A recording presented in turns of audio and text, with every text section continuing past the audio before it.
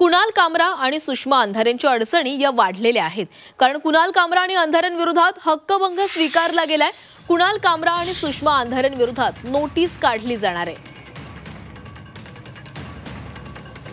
तर कुणाल कामरा आणि सुषमा अंधारेंच्या अडचणी आता वाढताना दिसतात, कारण कुणाल कामरा आणि अंधारेंविरोधात हक्कभंग स्वीकारला गेलेला आहे। कुणाल कामरा आणि सुषमा अंधारेंविरोधात नोटीस काढली जाणार आहे।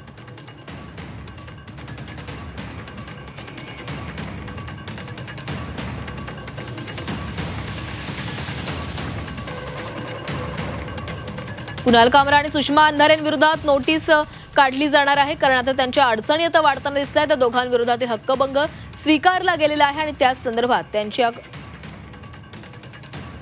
संदर्भात नोटीस देखील काढली जाणार आहे। आणि या संदर्भात अधिक बोलत आमचे प्रतिनिधी कृष्णात पाटील यांच्यासोबत। कृष्णात, कुणाल कामरा आणि सुषमा अंधारेंच्या अडचणी वाढताना दिसतात, त्यांच्या विरोधातील हक्कभंग स्वीकारला गेला। एकूण काय प्रकरण आहे, पुन्हा एकदा सविस्तर सांगा। मागील अधिवेशनामध्ये कुणाल कामरा यांच्या विरोधात हक्कभंग आणण्यात आला होता आणि त्याचबरोबर सुषमा अंधारे यांच्या विरोधातही या प्रकरणात हक्कभंग आणला होता। कारण कुणाल कामरा यांनी मुख्यमंत्री एकनाथ शिंदे यांच्या विरोधात जे व्यंगात्मक जे गाणं म्हटलं होतं त्या विरोधात हा हक्कभंग आणण्यात आला होता। आणि हक्कभंग समिती जी आहे त्यांनी हा हक्कभंग शुक्रवारी स्वीकारलेला आहे आणि आज त्यांना नोटीस दोघांना काढली जाणार आहे। त्यांच्या दोघांचं काय म्हणणं आहे नोटीसला उत्तर देतील।